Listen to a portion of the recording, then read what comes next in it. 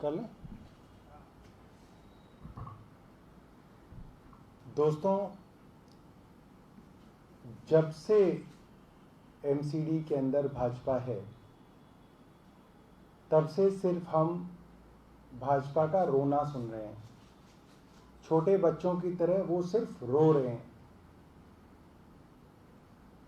उनके पास डॉक्टरों को तनख्वाह देने के लिए पैसे नहीं होते, डॉक्टर हड़ताल पे चले जाते हैं।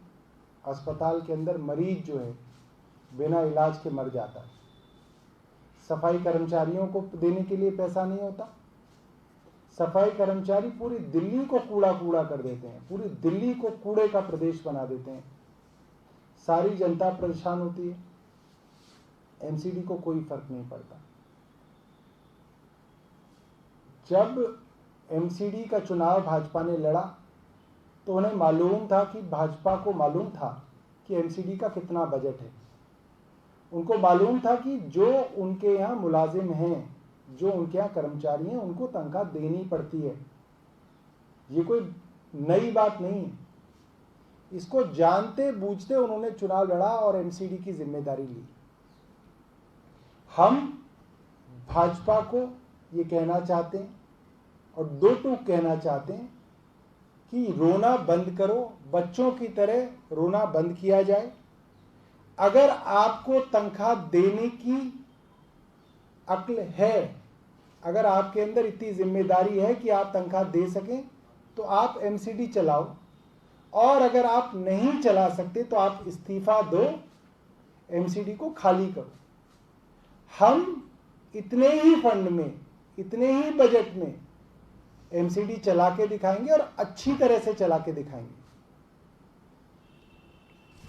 हमारे जितने भी कार्यकर्ता हैं, अक्सर वो ये बात जानते हैं कि पब्लिक के बीच में कभी भी कोई बात हो तो एमसीडी की परेशानियां लोगों की जुबान पे होती हैं। हम लोग भी विधायक के तौर पे कहीं जाते हैं तो जितनी परेशानियां जनता बताती है, उसमें करीब 90 से 95% परेशानियां जो हैं वो सिर्फ और सिर्फ एमसीडी की होती हैं। तो मैं अपने कार्यकर्ताओं को, अपने नेताओं को, सब लोगों को ये कहना चाहता हूं कि अब आपको कोई भी मिले, लोग परेशान हैं, लोग बात करते हैं, लोग कहते हैं कि जी हमारे यहाँ झाड़ू नहीं लगती, आप उनसे कहिए कि जी एमसीडी हमें दो, हम झाड़ू लगाएंगे। हमारे यहाँ कूड़ा नहीं उठता, एमसीडी हमें दो, हम कूड़ा उठवाएंगे। हमारे यहाँ कॉलोनी की सड़कें 15-15 साल से नहीं बनी, एमसीडी आप हमें दीजिए, हम आपकी सड़कें बनवाएंगे। आपके पार्क बेहाल है, आप एमसीडी हमें दीजिए, पार्कों को अच्छा हम करके दिखाएंगे। तनख्वाह जो नहीं मिल रही एम्प्लॉइज को, कर्मचारियों को, एमसीडी हमें दीजिए, हम आपको तनख्वाह दिलवाएंगे। डॉक्टरों को तनख्वाह नहीं मिल रही, एमसीडी आप हमें दीजिए, हम आपको तनख्वाह दिलवाएंगे। बिना टैक्स बढ़ाए, बिना भ्रष्टाचार के एमसीडी को इतने ही बजट के अंदर हम जो है चला के दिखाएंगे। ये बात हम सबसे कहना चाहते हैं। नालों की सफाई नहीं होती, नाले जब जब बरसात आती है पूरी दिल्ली डूब जाती है, एमसीडी आप हमें दीजिए, हम दिल्ली को पूरी बरसात के वक्त में भी बिल्कुल साफ सुथरा, बिना जल भराव के आपको दिल्ली को करके दिखाएंगे। एक वर्ल्ड क्लास दिल्ली बना के दिखाएंगे।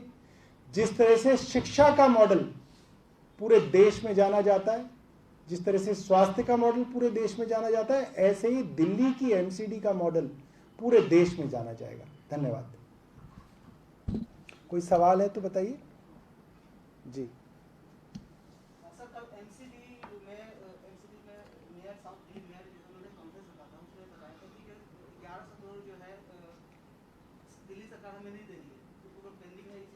वो उनका सालों से यही रोना है। जैसे छोटा बच्चा नहीं रोता, मेरे को टॉफी दे दी, टॉफी दे दो, मेरे को तो लाल वाली चाहिए थी, लाल वाली दे दो, नहीं उसको तो हरी दी, अब मुझे हरी भी चाहिए। उनका रोना खत्म ही नहीं होता। और ये हाल आ गया कि कटोरा लेके, अब बोल रहे हैं कि कटोरा लेके बैठेंगे। तो कटोरा तो उन्होंने पूरी दिल्ली के हाथ में थमा रखा है। हम यही कह रहे, कटोरा लेके बेइज्जती मत कीजिए। दिल्ली की एमसीडी का नाम आखिरी आया है। सफाई के सर्वे के अंदर जो केंद्र सरकार ने सर्वे किया, इन्हीं की सरकार ने सर्वे किया, उसमें ये आखिरी है। ये बेइज्जती की है इन्होंने दिल्ली की, और अब ये कटोरा लेके जो है दिल्ली वालों को देना चाह रहे हैं। हम यही कहना चाह रहे हैं दिल्ली प्रदेश के अध्यक्ष को और दिल्ली की एमसीडी के तीनों मेयरों को, भैया माफ कर दो, दिल्ली वालों को माफ कर दो, छोड़ दो एमसीडी, तुमसे नहीं चल रही ना, तुम एमसीडी से त्याग पत्र दे दो, इस्तीफा दे दो, हमें दे दो एमसीडी, हम चला के दिखाएंगे। ठीक है, धन्यवाद।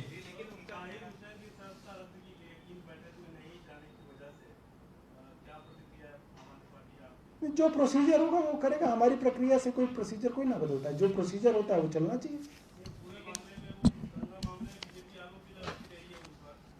हाँ, तो लगाती रही, उससे हमारी प्रक्रिया से